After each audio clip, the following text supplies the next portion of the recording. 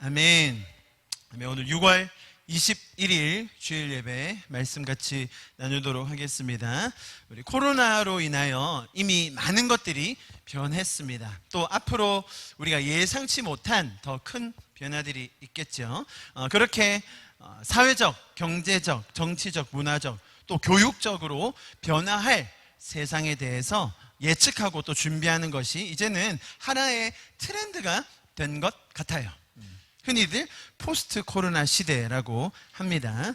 일반 미디어와 또 전문가들이 말하는 그런 영역들을 많이 접하고 계실 줄 알고요. 또 필요하신 분들은 또 공부도 하고 계실 거라고 생각합니다. 저희가 시리즈 설교를 쭉 하다가 1년에 한 두세 번 정도 특별 설교를 하고 있습니다. 우리가 추구해야 될 가치나 혹은 더 잘 이해해야 될 주제들에 대해서 살펴보고 있는데요. 그래서 오늘은 특별 설교의 일환으로 코로나를 주제로 함께 말씀을 나눠보려고 합니다. 앞서 말씀드린 인문학적, 경제적, 사회적 분석 말고요. 우리가 성도로서 이런 팬데믹, 특별히 지금 현대에 우리가 맞닥뜨리고 있는 이 코로나라는 상황에 있어서 우리가 성도로서 가져야 할 건강한 신학, 또 건강한 신앙적 자세를 이 말씀을 통해서 이해하는 시간을 가졌으면 좋겠습니다. 아멘. 기대되시죠? 첫 번째 질문 제가 드립니다. 코로나는 하나님이 주신 것입니까? 이 질문에 대한 대답은 약 3가지 정도 나올 것 같아요. 1번, 네. 2번, 아니요. 3번, 모르겠다. 3번으로 말씀하시는 분이 덜어 있어요. 왜냐하면 이게 신학적으로 뭔가 정확하게 흑과 백을 나누는 것이 아니라 또 깊은 의미를 추구해야 되기 때문에 단순히 yes or no로 대답하지 않아야 될 경우도 분명히 있는 줄 압니다. 어쨌든 답이 그렇게 보기가 많지는 않네요. 예, 아니면 아니요, 아니면 잘 모르겠다. 굳이 대답하지 않아도 된다. 이 정도로 나뉠 수 있을 것 같습니다.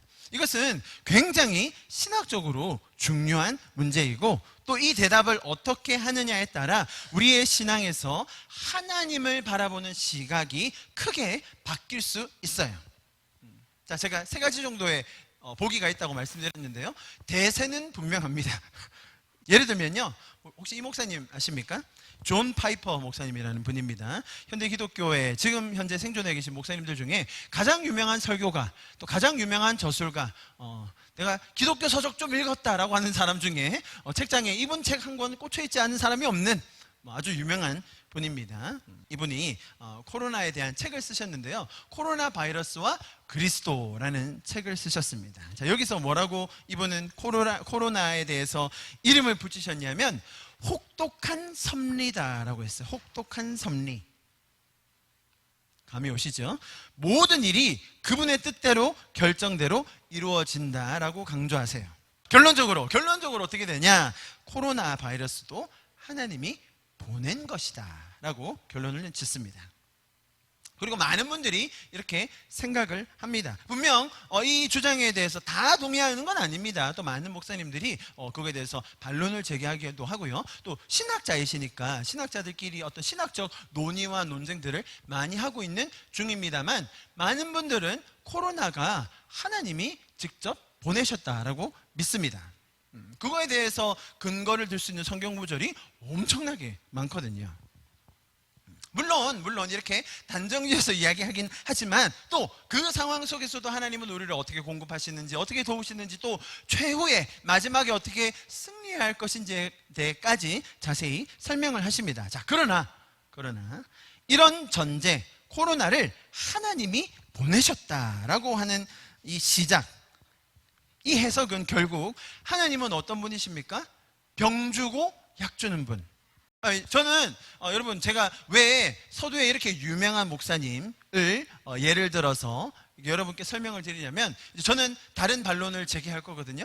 그런데 이런 근거가, 이런 말씀이 없다고 하거나 혹은 이 말씀이 완전히 틀렸다고 얘기하면 그것도 건강한 신앙이 아니에요. 분명히 이 신학적 해석에서 우리가 받아들여야 되고 우리가 배워야 할 부분들이 굉장히 많습니다. 저는 오늘 두 가지를 다 설명할 건 아니고요. 요건 이렇게 맛만 보여드리고 왜 코로나를 하나님이 보내시지 않았는지에 대해서 제가 조금 더 자세히 설명드리겠습니다. 그 이유가 뭐냐면 하나님은 병 주고 약 주는 분이시다. 그리고 이런 일련의 사건의 흐름을 통해서 하나님이 어떤 메시지를 주시는데, 그 메시지가 하나님을 더 인격적으로 친밀하게 알아가게 하기보다는 그분에 대한 두려움과 그분을 멀리하고자 하는 메시지가 많기 때문에 아주 생각했던 것과는 다른 결과가 나오게 됩니다. 이렇게 해석의 흐름이 진행되게 됩니다. 보십시오. 만약에 코로나를 하나님이 주셨다라고 전제한다면 그렇게 물어야죠. 왜 주셨을까요?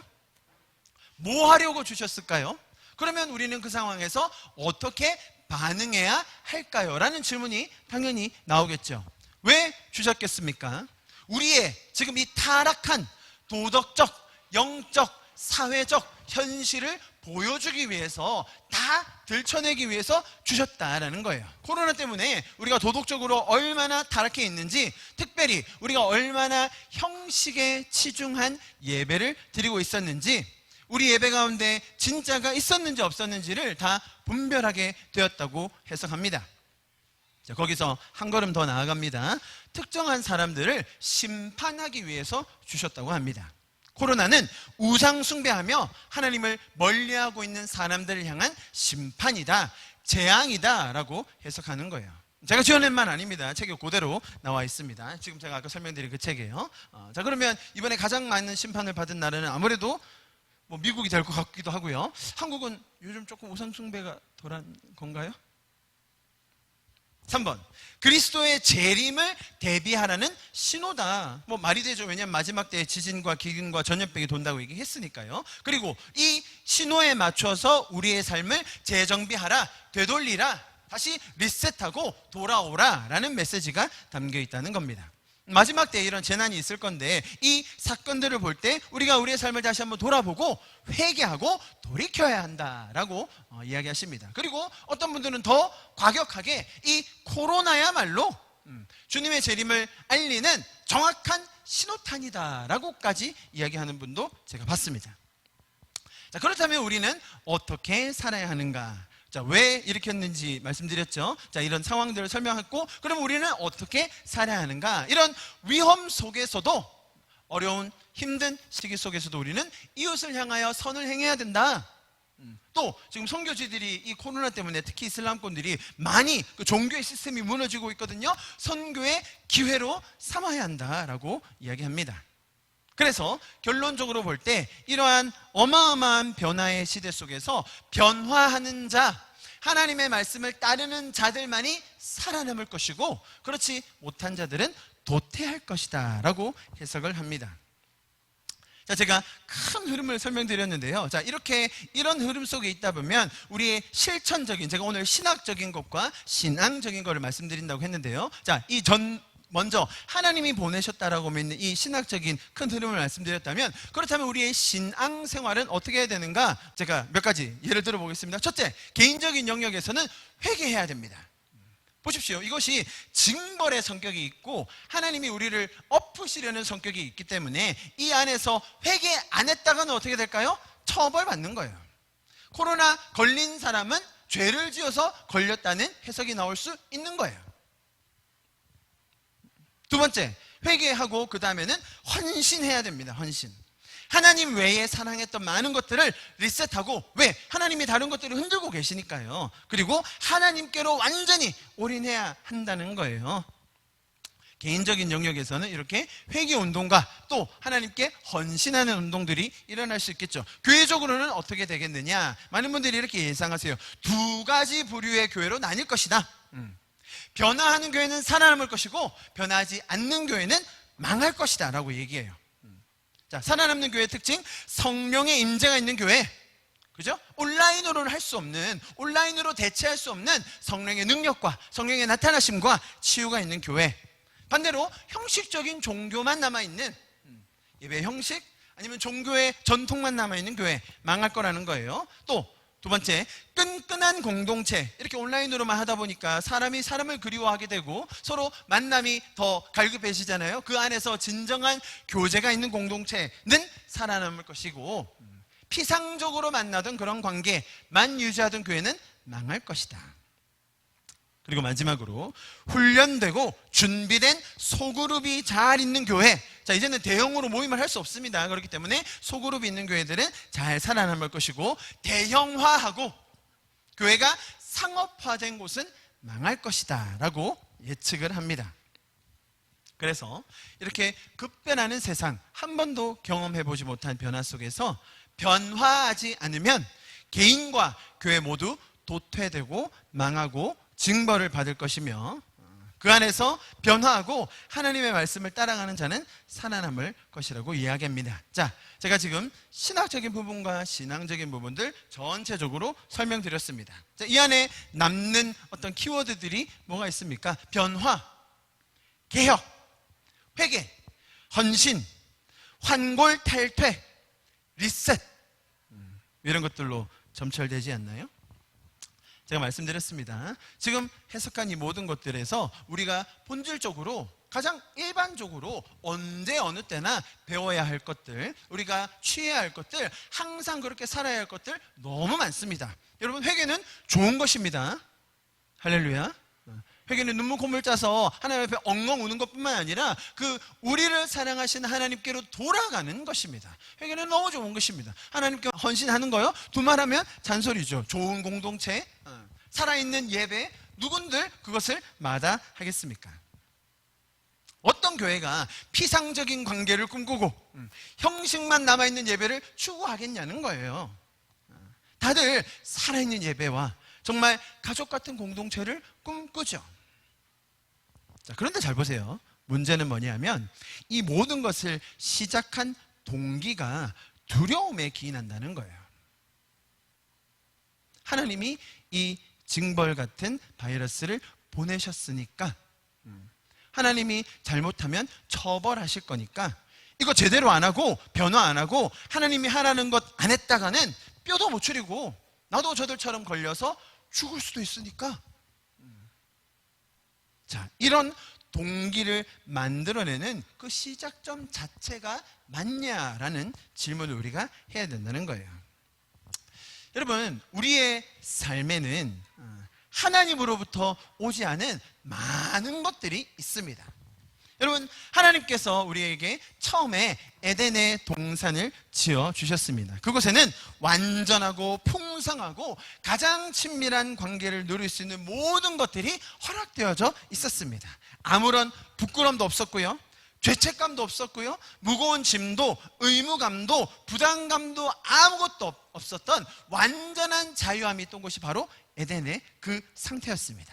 자, 보십시오. 제가 지금 설명했던 이런 완전함, 충만함, 자유함, 이런 것들과 상충되는 많은 것들이 있으니, 세상에 너무나 많은 것들이 있지 않습니까? 이런 것들은 인간의 죄로 인한 결과이지 하나님께서 일부러 에덴에서부터 심겨놓은 것이 아니라는 거예요. 여러분, 성경을 자세히 보시면 하나님께서 우리를 저주하는 듯한, 우리를 처벌하는 것 같은, 우리를 벌 주시려고 하는 것 같은 표현들이 꽤나 많이 나옵니다. 그런데 성경을 전체적으로 잘 보시면 그것이 하나님을 떠났을 때 인간이 당하게 될 결과인지, 아니면 하나님께서 자녀들이 떠났을 때 이놈 너희가 나를 떠나? 맛 좀 봐라 하고 그냥 콱 밟아버리시는 건지를 잘 구분해서 봐야 한다는 겁니다. 첫 번째 단추를 잘 끼워야 됩니다. 여러분, 에덴 동산에서 그 풍성함을 다 주셨습니다. 완벽한 상태였습니다. 아무것도 부족함이 없었어요. 완전한 자유, 하나님과 친밀하게 교제할 수 있었습니다. 자, 인간이 무엇을 선택했습니까? 하나님을 떠나기로 선택한 거예요. 영원히 살 수 있었던, 완전하게 교제하고 풍성함 가운데 있을 수 있었던 인간이 하나님을 떠나기로 결정했어요. 자, 그때 하나님께서 인간에게 주셨던 말이 무엇이었습니까? 바로 창세기 2장의 이 말씀입니다. 창세기 2장 15절 같이 한번 읽어볼까요? 17절까지 시작. 여호와 하나님이 그 사람들을 이끌어 에덴 동산에 두어 그것을 경작하며 지키게 하시고, 여호와 하나님이 그 사람들에게 명하여 이르시되 동산 각종 나무의 열매는 내가 임의로 먹되 선악을 알게 하는 나무의 열매를 먹지 말라. 내가 먹는 날에는 반드시 죽으리라 하시니라. 하나님께서 모든 것을 만들어 놓으시고 창조주와 피조물 간의 구분을 두기 위하여 구조물이 하나님을 항상 기억하게 하기 위하여 선악을 구분하게 하는 나무를 두셨어요. 이것만 먹지 않으면 된다고 하셨어요. 그럼 이거를 먹는 순간 관계가 끊어지는 거예요. 죽음이라는 상태에 오는 겁니다. 자, 그런데 문제는 뭐냐면 많은 분들이 이 구절을 보시면서 어떻게, 글자는 이렇게 적혀 있는데 어떻게 눈으로 보시냐면, 너 그거 먹는 날에는 내가 죽여버릴 줄 알아? 너 그거 건드렸다가는 내가 그냥 I'm gonna kill you, 영어로 그렇게 생각을 한다는 거예요. 하나님이 너 그거 먹은 죄값으로 내가 너를 죽여버릴 거야. 상고의 고통을 줘버릴 거고, 남자들은 땀 흘려서 일을 해야 될 거고, 너 그거 했다가는 그렇게 될 줄 알아? 공포정치, 그거 했다가는 나한테서는 국물도 없어 라고 협박하신다고 생각해요. 그럼 성경에 그렇게 적혀 있지 않아요.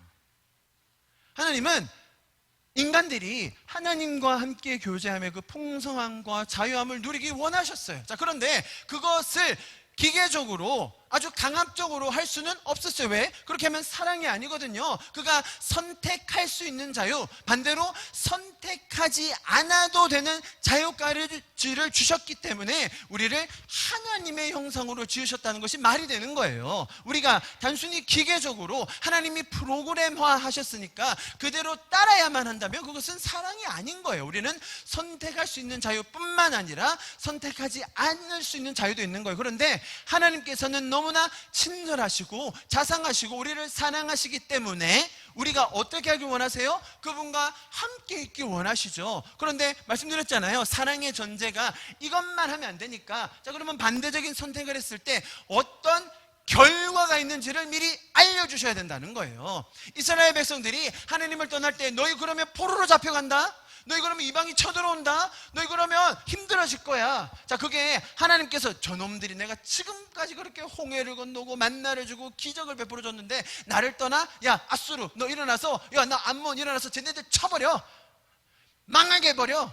일부러 그 민족들을 들어서 쓰셨느냐? 그게 아니라 하나님의 보호가 떠났을 때, 하나님의 그 임재가 떠났을 때 이방의 그 도사리고 있던 위협들이 들어왔다는 거예요. 이해하시겠죠? 마찬가지로 선악과를 먹기로 결정한 인간들에게 내려졌던 결과가 뭐라고요? 결과가 하나님과의 관계의 단절, 곧 죽음이라는 거예요. 영어로도 마찬가지죠. You will surely die.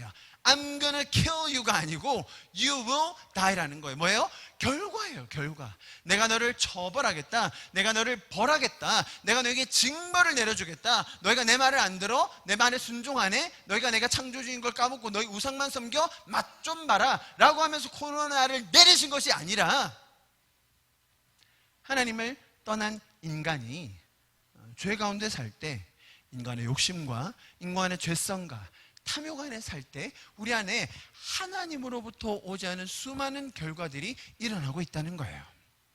그것이 우리가 지금 살고 있는 세상의 현 주소입니다.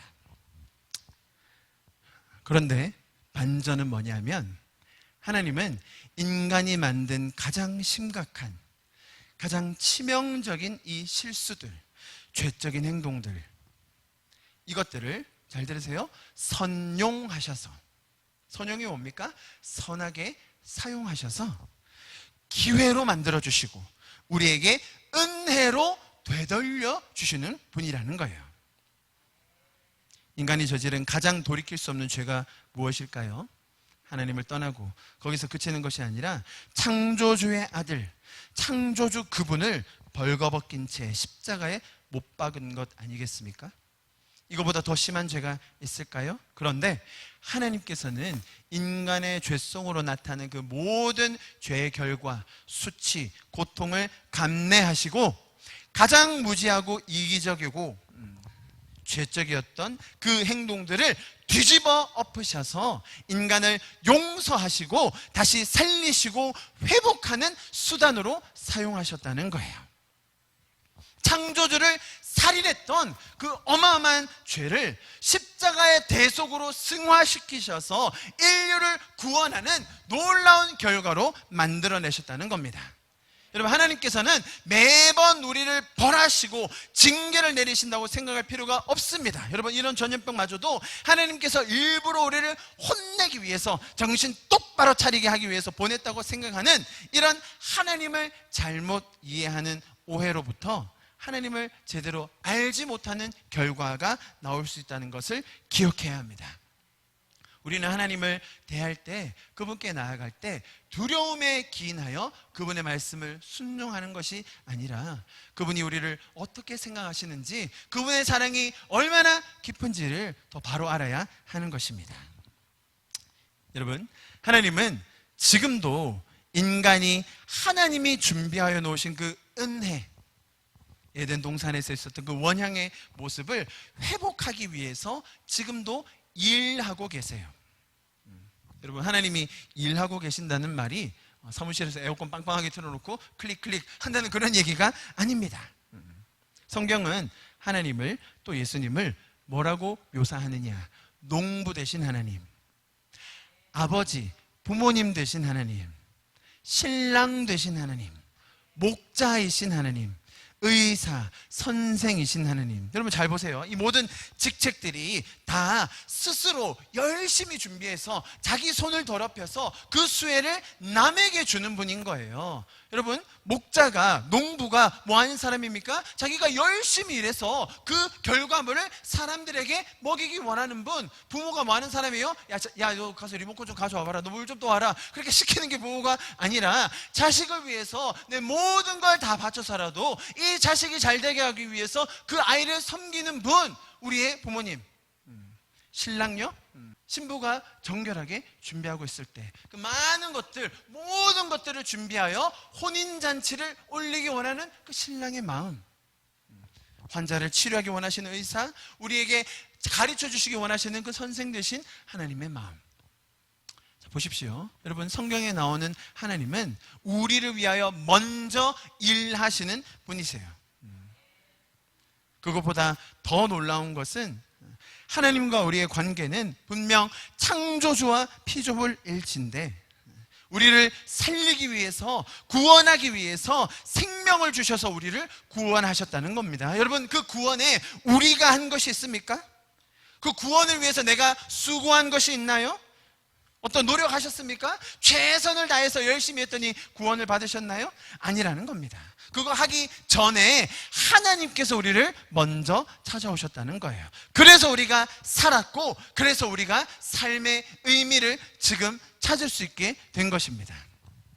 오늘 본문을 보십시오. 하나님께서 죄 가운데 빠져서 신음하고 고통받고 죄의 결과로 죽음으로 가는 자들을 괘씸하게 여기셔서 매번 그때마다 채찍을 드시고 가차없이 벌하셨다는 것이 아니라는 거예요. 오히려 그들이 은혜를 알 수 있도록 도우셨다는 것이 성경의 이야기입니다. 오늘 읽었던 본문입니다. 14절. 그러므로 우리에게 큰 대제사장이 계시니 승천하시니 곧 하나님의 아들 예수시라. 우리가 믿는 도리를 굳게 잡을지어다. 우리에게 있는 대제사장은 우리의 연약함을 동정하지 못할 리가 아니요 모든 일에 우리와 똑같이 시험을 받으신 이로되 죄는 없으시니라. 보십시오. 우리의 연약함을 동정하신대요.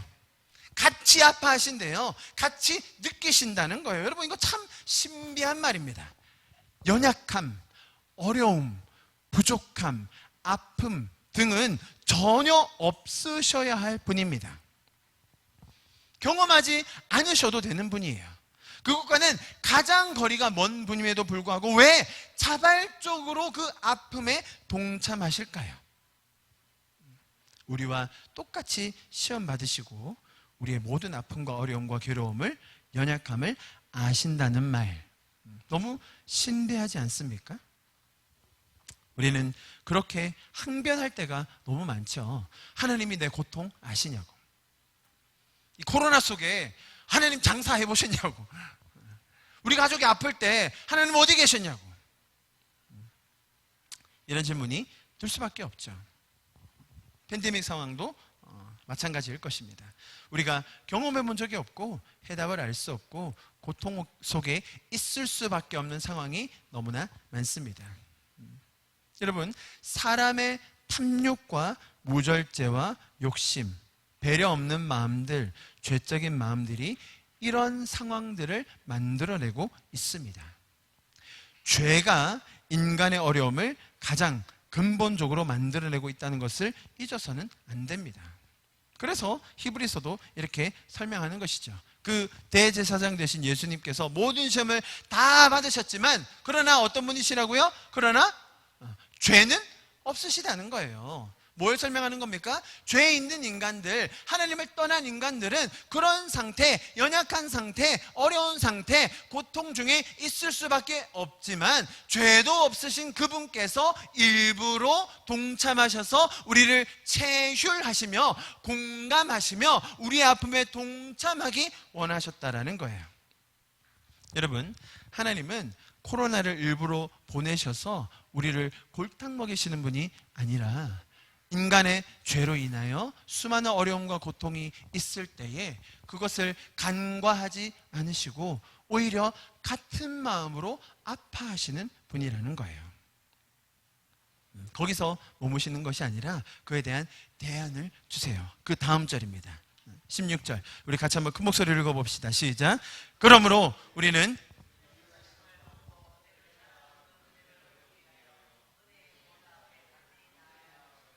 단순히 우리와 함께 아파하시고 끝나는 것이 아니라 이러한 상황 속에서 우리가 어떻게 할 수 있는지에 대한 대안과 그분의 마음을 우리에게 쏟아부어 주시는 거예요. 여러분, 이것이 우리가 할 수 있는 거예요. 이것이 우리가 추구해야 할 가치입니다.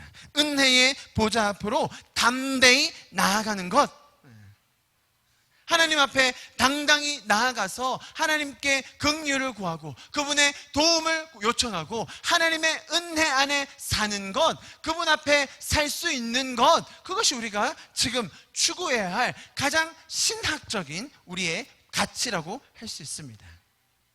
히브리서 2장 18절도 이렇게 얘기하고 있습니다. 같이 한번 읽어볼게요. 시작. 그가 시험을 받아 고난을 당하셨은즉 시험 받는 자들을 능히 도우실 수 있느니라. 할렐루야. 하나님은 우리를 도우시고 인도하시고 우리에게 은혜 내려 주시는 분이심을 우리가 기억했으면 좋겠습니다. 신학적인 부분들을 한번 살펴보았습니다. 그렇다면 신앙적인 부분, 교회로서 우리는 어떻게 할 수 있을지에 대해서 제가 몇 가지 설명을 드려보겠습니다. 제가 아까 설명드렸던 그 신학적인 변화에 대해서 아마 기억하실 텐데요. 이 팬데믹 상황이 일어나다 보니 많은 교회와 신앙생활에 대한 변화가 일어나기 시작했습니다. 먼저는 성전 중심의 신앙생활이 가정과 소그룹으로 변화하게 되었습니다. 그죠? 너무 당연한 것입니다. 건물 중심으로 모여서 많은 사람이 모이는 것보다는 가족 단위 또 소그룹으로 모이게 되었죠. 또 공예배를 드릴 수 없게 되었어요. 공예배란 뭡니까? 지금 이렇게 다 같이 모여서 한 자리 모여서 예배 드리는 것 쉽지 않은 시절이 앞으로 더 많이 올 것입니다. 오늘 코로나 이후로 우리 교회 제일 많이 모이셨어요. 할렐루야.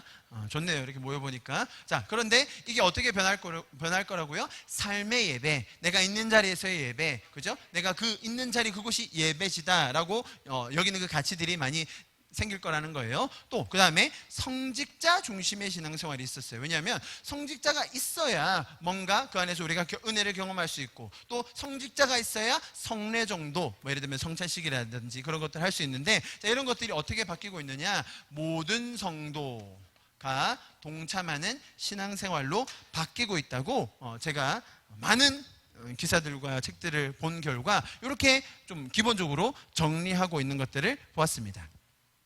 자, 저희 교회에 조금 적용해 보자면, 저희는 지금 이제 3년 차 된 개척교회이기 때문에 이미 거의 이쪽으로 많이 해오고 있어요, 저희는. 그죠? 그래서 참 감사한 것 같아요.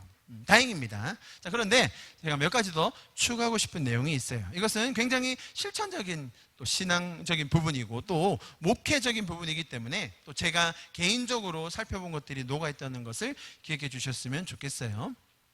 여러분, 교회 사역이 여기서 이렇게 변화될 거다라고 많은 분들이 이야기를 하시는데, 여기에 더해서 사역이라는 것, 또 신앙생활이라는 것이 아주 창조적으로 변화되어야 합니다.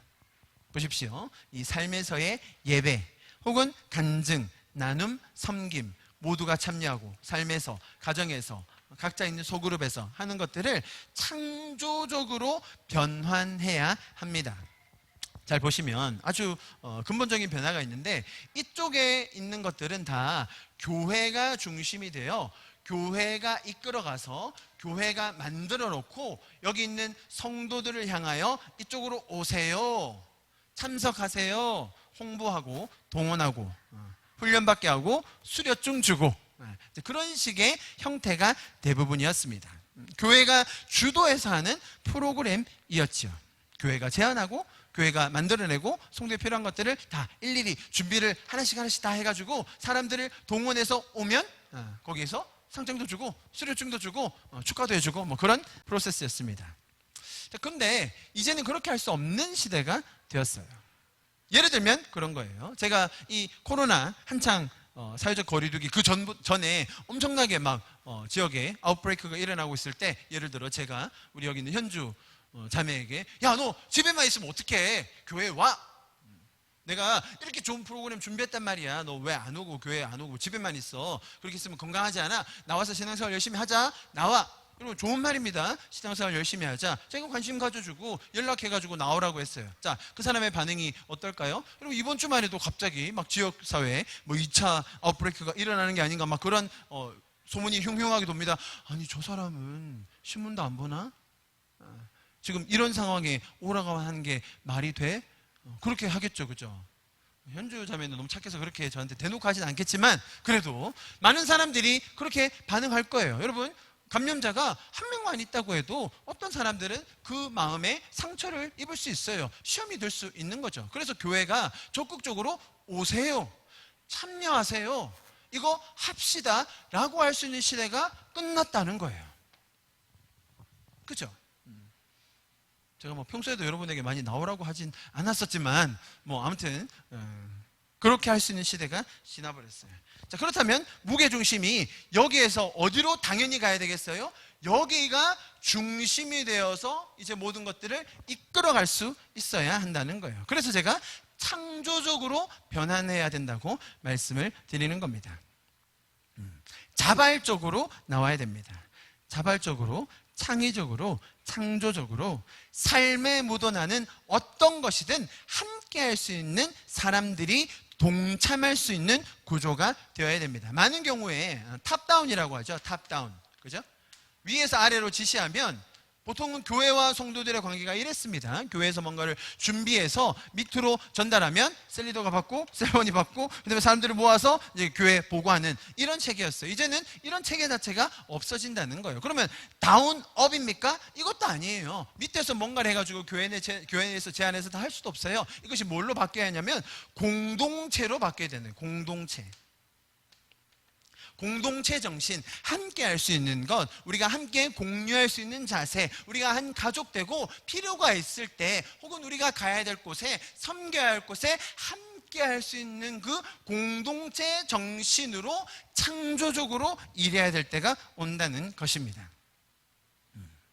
자, 보십시오. 가정에서 혹은 소그룹으로 내 삶 속에 모든 성도가 함께 할 수 있는 너무나 아름다운 그림이 그려졌습니다. 자, 그런데 문제는 뭐냐면 제가 대부분의 분들을 다 신뢰합니다. 그리고 정말 존경해 마지 않고요, 제가 말씀드린 것들을 잘 하실 거라고 믿어 의심치 않습니다. 자, 그런데 간혹 그런 사람들이 있죠. 뭡니까? 난 삶에서 잘 안 됩니다.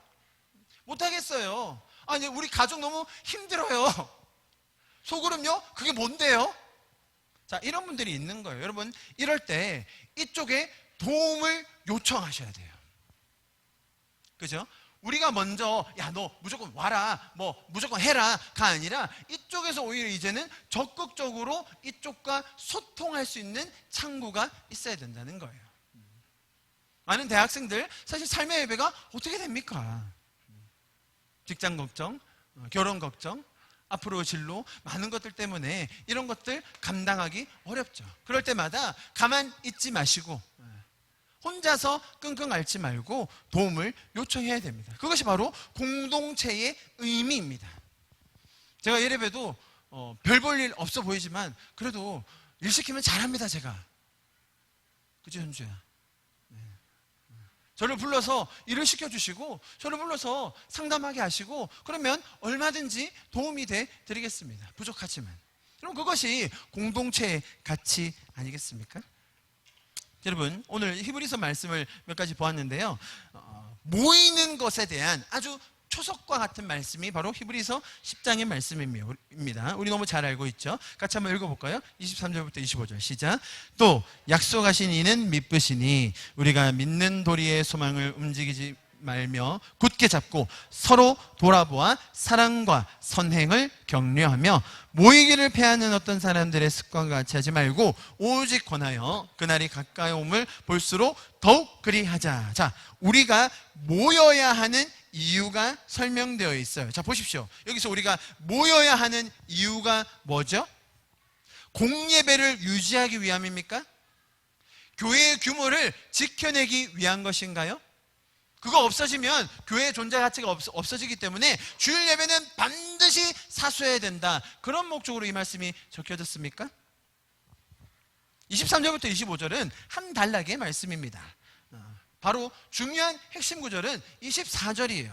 서로 돌아보아 사랑과 선행을 격려하기 위해서 모임을 패하지 말자는 거예요. 어떤 사람은 이것 안 하려고, 이것 하는 게 싫고 짜증나서 아유 그냥 모이지 마, 그거 하면 괜히 귀찮아 라고 얘기하는데, 그러지 마라. 더 모여서 서로 뭐 하라고요? 사랑과 선행을 격려하라는 거예요. 교회 사이즈를 지켜내기 위함이 아니고요, 공예배가 너무 중요하기 때문에 이것 무너지면 다 없어진다, 그런 것도 아니에요. 무엇을 위한 것이라고요? 서로 돌아보고 또 사랑과 선행을 격려하기 위해서 우리가 함께 모여야 한다는 것입니다. 자, 어느 쪽입니까 여러분? 서로 모이는 것이 이쪽입니까? 이쪽입니까? 성경은 처음부터 이쪽을 통해서 말씀을 하고 있었습니다. 예, 분명 여기에서도 그런 것들이 일어날 수 있죠. 그러나 또 본질적으로 보면 이 히브리서의 말씀조차도 오히려 우리가 어떻게 하면 더 서로를 돌아보고 사랑하고 격려할 수 있을까에 초점이 맞춰져 있다는 것을 분명히 볼 수 있습니다. 여러분, 코로나로 인해서 이제 많은 분들이 사람이 그립고 또 불확실성으로 인하여 의미에 목마른 시대가 더 찾아오게 될 것입니다. 우리 젊은이들요, 방향을 모릅니다. 이 어두운 미래 때문에 어떻게 살아야 될지를 모릅니다. 지금 한 학기 온라인 수업을 했거든요. 대학생들이 다들 지금 난리입니다. 난리. 다음 학기는 다들 휴학하려고요. 난리예요. 대학교들은요 다들 몸살이느라고 강의 안 엽니다. 2학기 때도 똑같이 온라인 수업을 하게 될 가능성이 높습니다. 그렇게 될 경우 많은 대학생들은 나 이 학교 안 다녀 라고 때려칠 확률이 높아지죠. 옛날에는 그런 적이 없었을까요? 7, 80년대는요 데모하느라 그냥 학교를 안 갔어요. 너희가 조금 더 낫단다. 여러분, 이 젊은 세대들이 삶의 의미를 복음 안에서 찾을 수 있도록 우리가 함께 도웁시다. 이 젊은이들이 목적과 방향을 분명히 가지고 이웃을 섬길 수 있도록 함께 기도하기를 원합니다. 여러분, 국제적으로도 마찬가지입니다. 선교적으로도 마찬가지예요. 여름과 겨울에 인천공항에 가면요 줄 서서 배낭을 메고 나가는 행렬들이 있으니 한국교회 단기 선교 팀들이에요. 무거운 배낭 쥐고 전부 다 앉아가지고 뿌이하고 사진 찍고 있으면 다 교회에서 온 단기 선교 팀이에요. 우리가 이제 단기 선교 다시 나갈 수 있을까요? 여행과 이동은 제한적으로 바뀌었지만 또 방역과 문화의 선진국인 한국에 대한 동경은 더 커질 거예요. 세계에서 더 많은 사람들이 한국으로 들어오고 싶어 할 겁니다. 여러분, 그에 대한 준비도 우리가 함께 했으면 좋겠습니다. 저희 교회 잘하고 있습니다. 할렐루야. 젊은이들이 이러한 시대에서 우울해지는 것이 아니라, 걱정하고 염려하는 것이 아니라 열심히 하나님을 사랑하고 함께 이웃을 섬기며 하나님 나라를 꿈꿀 수 있게 되기를 축복합니다. 우리 어르신들이 신실하게 끝까지 자리를 지켜주셔서 너무 감사합니다. 우리가 더 많은 이웃들을 함께 섬길 수 있도록 우리 하나님과 동행할 수 있기를 바랍니다. 어른들에게 지혜를 배우는 젊은이들, 또 젊은이들에게 힘이 되어주는 어른들이 되는 우리 공동체가 되기를 축복합니다. 여러분, 교회가 가정을 대체해 줄 수 있는 시대가 끝났어요. 교회 여기만 와라, 이쪽에만 와봐라, 우리가 다 해줄게, 너희 안 해도 돼, 우리가 여기서 책임질 테니까 보내, 우리가 알아서 해줄게, 이제 그런 시대가 끝났다는 거예요. 지금 여름이 다가오고 있는데요, 여름 성경학교 어떻게 하느냐고 지금 난리예요. 어떤 대안을 세웁니까? 온라인 여름 성경학교. 퍽이나 재밌을 것 같은. 또 그거 보고 또 앉아있으라고요? 아니죠. 원래 여기에서 했었어야 됐어요. 원래 여기가 하는 겁니다. 원래 여기가 주도권을 가지고 있는 거예요. 죄송합니다. 여기에 맡겨도 되는 곳인데요. 이게 학교라는 것도 있거든요. 학교. 세상에 있는 학교. 여기에 보내서 할 것이 아니라 원래는 여기에서, 여기와 동력해서 함께 하는 것이 당연한 것이라고요. 오히려 우리에게는 너무나 좋은 기회로 온 것이 바로 지금 시대인 것 아니겠습니까? 여러분, 가정과 가정들이 함께 모여서 또 필요한 사람들을 함께 초청하여서 가질 수 있는 작은 모임들, 우리 안에 더 많이 일어날 수 있기를 축복합니다. 그 안에서 은혜의 교제, 말씀의 교제, 사랑의 교제가 일어날 것입니다. 같이 기도하고 예배를 마치도록 할 텐데요. 여러분, 코로나 때문에 의미 있었던, 소중했던 관계는 깨어지지 않아야 정상입니다. 만약 코로나 때문에 깨어진 관계가 있다면 그것은 코로나라는 바이러스 때문이 아니라 나의 연약함, 내 안의 죄성, 나의 게으름이나 무관심 때문이지 코로나가 주된 원인이라고 말하면 안 됩니다. 오히려 우리가 만날 수 없었던 이런 상황들 때문에 더 애틋해지고 가까워지는 것이 진정한 관계이죠. 그래서 많은 분들이 이 상황 속에서 우리가 레디컬하게 바꿔야 되고 그렇게 변화하지 않으면, 도태되면 망할 거라고 얘기하는데요. 죄인은 항상 죄인이었고요, 복음은 여전히 복음입니다. 이 죄적인 상황에서도 복음은 여전하고 하나님은 아직도 신실하게 우리 옆에 살아 계십니다. 분명 그 과정에 따라, 또 사회 분위기에 따라, 전염병의 감염 추이에 따라 불필요한 것들을 제거하고 또 필요한 것들을 도입하고 사람의 필요를 더 살피고 어려운 점들을 해결해 나갈 수 있습니다. 그러나 우리가 지켜야 될 것, 우리가 우리의 집을 지어야 할 반석은 변하지 않았음을 기억했으면 좋겠습니다. 내가 지금 이루고자 하는 그 가치, 내가 추구하고 따라가는 삶의 방향, 내 인생의 목적이라고 도출내려야 할 많은 것들이 있을 것입니다. 여러분, 제가 지금 어떤 사업 아이템, 향후 몇 년의 진로, 취미 활동 이런 거 얘기하는 게 아닙니다. 바뀌지 않을 가치, 흔들리지 않을 그 의미, 우리는 성도로서 이것들을 하나님의 마음을 좇아서 하나님의 계획을 따라서 살고 있는가를 점검해 볼 수 있는 너무나 소중하고 귀한 시간 속에 살고 있음을 기억했으면 좋겠습니다. 여러분, 코로나 때문에 가정의 소중함과 가정 안에서 일어나는 수많은 축복들이 저하됐습니까? 증가됐습니까? 할렐루야. 코로나 때문에 우리가 이웃을 섬기며 사랑할 수 있는 그 특권, 그 기회가 늘어났습니까? 줄어들었습니까? 코로나 때문에 하나님을 더 알아가고 그분의 뜻과 계획을 알아갈 수 있는 그 기회들, 시간들이 더 많아졌습니까? 사라지고 있습니까? 아시겠죠? 여러분, 물론 경제가 너무나 어렵고 삶이 각박해지고 경험하지 못했던 어려움들을 겪는 많은 분들이 있는 줄 잘 알고 있습니다. 그러니 우리가 공동체로 더 함께 서로에 대한 관심을 가지고 교제하며 섬길 수 있는 것을 기억했으면 좋겠습니다. 이 시간 기도합시다. 주님, 인간의 많은 죄악과 어려움으로 인하여 우리의 삶에 펼쳐지는 수많은 문제들, 어려움들, 갈등들,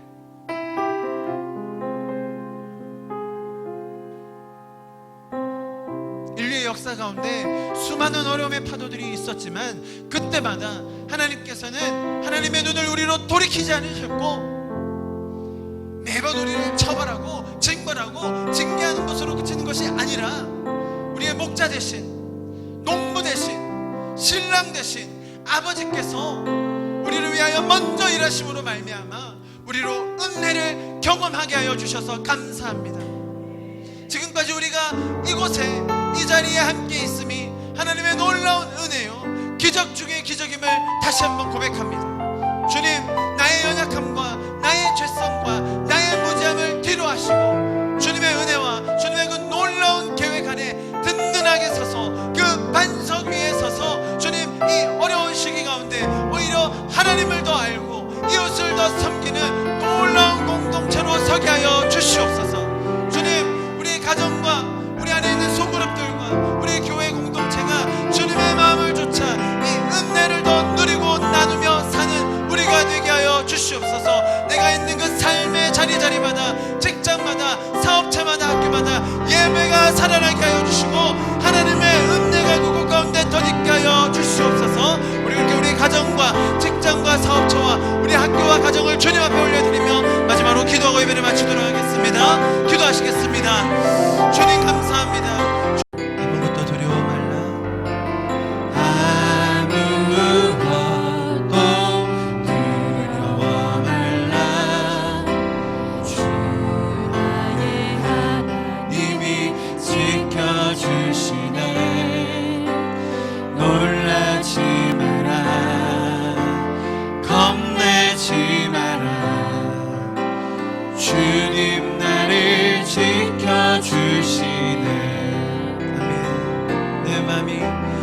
내 맘이 힘에 겨워 지칠지라도 주님 나를 지켜주시네.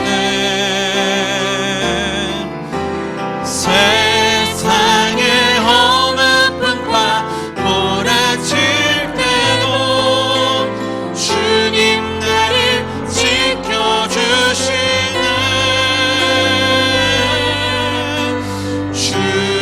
주님은 나의 산성, 주님은 나의 요새, 주님은 나의 소망, 나의 힘이 되신 여호와. 내 맘이 힘에 겨워, 내 맘이 힘에 겨워 지칠지라도 주님 나를 지켜주시네. 아멘. 세상의 험한 풍파 몰아칠 때도 주님 나를 지켜주시네. 주님은 나의 산성, 주님은 나의 요새, 주님은 나의 소망, 나의 힘이 되신 여호와. 주님은 나의 산성, 주님은 나의 요새, 주님은 나의 소망, 나의 힘이 되신 여호와.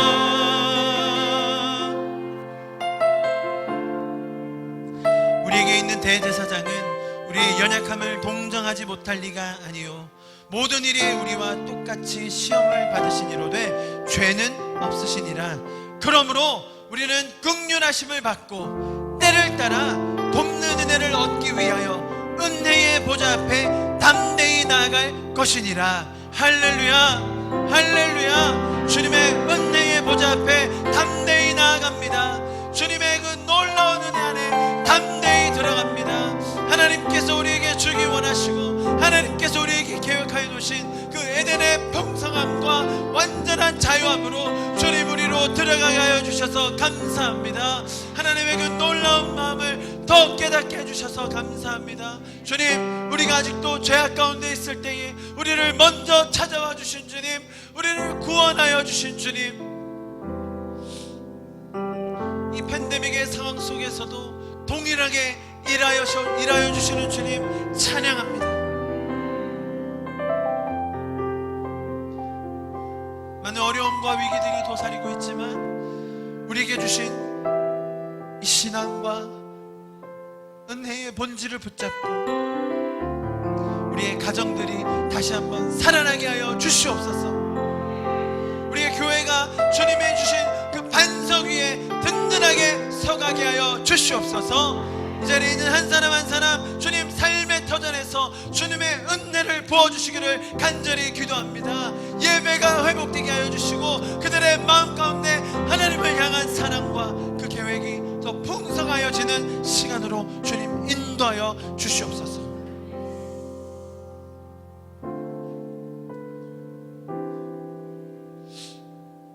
주님, 다음 세대들을 위하여 기도합니다.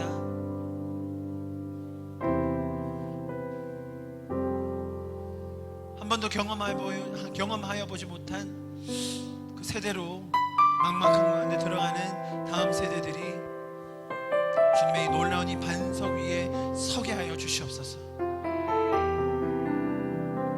그들을 더 섬기고 세우며 사랑으로 격려하는 우리 공동체가 되게 하여 주시옵소서. 변화하는 이 선교의 패러다임 속에서 주님 정말 많은 영혼들이 돌아오게 하여 주시고 그 속에서 주님의 놀라운 계획들이 이루어지게 하여 주시옵소서. 주님을 찬양합니다. 주님만을 예배합니다. 감사드리며 예수 그리스도의 이름으로 함께 기도하였습니다. 아멘.